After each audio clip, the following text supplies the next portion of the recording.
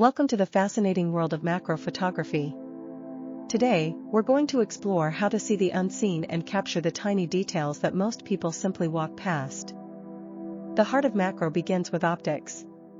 Here we see a classic Olympus Sirius zoom lens, a reminder that while gear evolves, the principles of focal length and aperture remain the foundation of our craft. I am Julie Powell, and I've spent years obsessed with the textures and nuances of the small world. I'm excited to share my approach to photography with you today. I often say that macro is the perfect time to slow down and breathe. It requires a different pace of life, a meditative focus that allows you to truly connect with your subject. Take a moment to look at this image. This is what we are aiming for, transforming a simple subject into an ethereal piece of art through the power of magnification. Notice the delicate transition of colors and the soft bokeh. In macro, the background is just as important as the subject itself. So, what exactly is macro photography? Simply put, it's the ability to capture extreme close-up details. For our discussion, we define true macro as 1:1 or 1:2 magnification, allowing us to examine details that are nearly imperceptible to the naked eye. To understand magnification, 1:1 means the object takes up the same physical space on your sensor as it does in real life. 1:2 means it's half size, and 1:4, often found on standard 50mm lenses, is close, but not technically true macro. Here's a visual comparison showing the difference between 1:1, 1:2, and 1:4. You can see how the 1:1 ratio brings us into an entirely different dimension of detail. This stunning floral shot demonstrates how 1:1 magnification can reveal the velvety texture of a petal that would be lost in a standard photograph. What gear do you need? Beyond a camera, be it DSLR, mirrorless, or even a smartphone, you'll need a macro lens or extension tubes, a reliable light source, a tripod, and most importantly, an abundance of patience. When you have the right gear and patience, you can capture breathtaking shots like this, where every water droplet becomes a tiny crystal lens. I personally use a Sony A7 with 50mm and 90mm macro lenses. My kit also includes a 4-axis macro rail for precision, various LED and ring lights, and extension tubes for when I need to get even closer. Choosing a lens is a matter of working distance. A 50mm requires you to be very close, while a 100mm or 200mm allows you to stay further back, which is essential for skittish subjects like insects. This image shows the benefit of a longer macro lens, allowing us to capture the sharp details of a leaf while maintaining a beautiful, creamy background blur. The world is your oyster when it comes to subjects. From flowers and insects to common kitchen utensils or even the rust on an old tool, macro allows you to find beauty in the mundane. Light is everything. Natural light is beautiful and free, but artificial tools like macro ring lights, speed lights, and LED banks give you the control needed to illuminate those tiny, shadowed crevices. In this example, the light is used to emphasize the translucent quality of the petals, creating a glow that seems to come from within the flower itself. Look at how the light catches the edges of these stamens. Without controlled lighting, these fine details would simply disappear into the shadows. Here is a typical setup showing a Sony Alpha body equipped with a ring flash. This provides even, shadowless light which is perfect for scientific or highly detailed macro work. By using that soft, even light, we can achieve results like this, perfectly exposed details across the entire surface of the subject. Even with simple subjects, like these dried elements, the right lighting and focus can create a dramatic, high-contrast composition. One of the biggest challenges in macro is the plane of focus.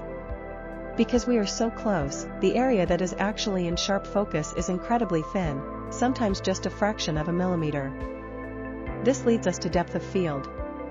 Managing what is sharp and what is blurry is the primary creative decision you will make in every macro shot. 3 things control your depth of field: your aperture, f-stop, your distance from the subject, and the focal length of your lens. Small f-stops like f/2.8 give you a tiny sliver of focus, while large ones like f/16 provide more. This chart visualizes how the aperture opening changes. Remember, a small number means a large opening and shallow focus, while a large number means a tiny opening and deeper focus. When choosing your f-stop, ask yourself, are you shooting for the blur, for a specific point of focus, or to capture every tiny detail? There is no wrong answer, only different artistic choices.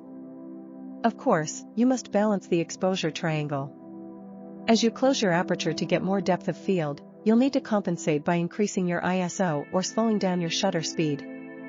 Don't forget your metering modes. Whether you use spot, center-weighted, or multi-pattern metering will greatly affect how your camera interprets the highlights and shadows of a small subject. Applying these technical principles allows you to create images where the focus is exactly where it needs to be to draw the viewer's eye. Compositional rules still apply. Use the rule of thirds, the golden spiral, or strong diagonals to give your macro images structure and a sense of movement.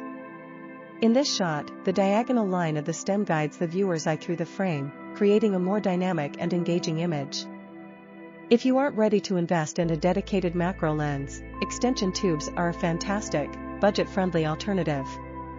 They move your lens further from the sensor, allowing it to focus much closer. Here you can see a 50mm lens mounted onto Velo extension tubes.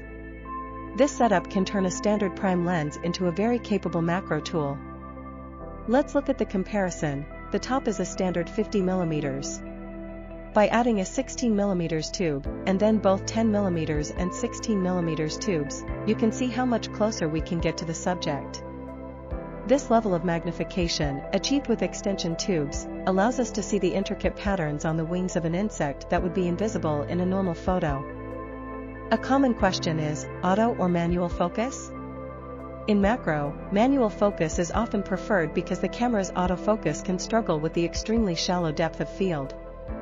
By using manual focus, I was able to nail the sharpness on the edge of these petals, ensuring the most important part of the story is crystal clear. In this moody composition, manual focus allowed me to selectively highlight only the very front edge of the subject, leaving the rest to fade into a soft mystery. Macro can even be used for product photography or artistic abstracts, like this shot of an Angostura bottle where the labels become a blur of color and texture. Stability is key.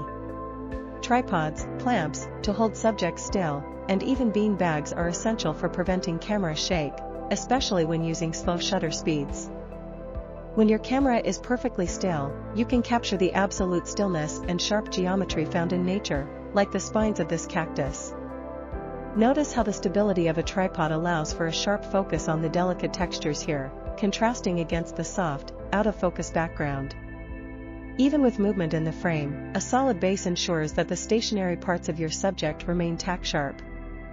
Precision is the name of the game. When you are dealing with such small margins, even a millimeter of movement can ruin a shot. That's where a 4-axis macro rail comes in.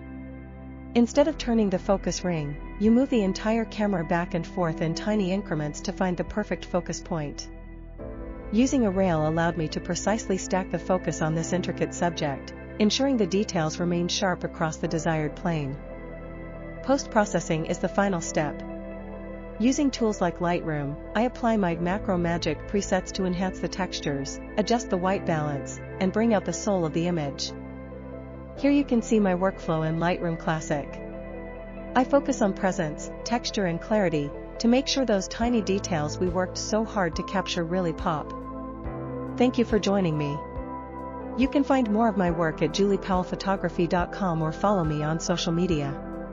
Use the discount code BIRTHDAY for my presets, and I hope to see you at my weekly live demos.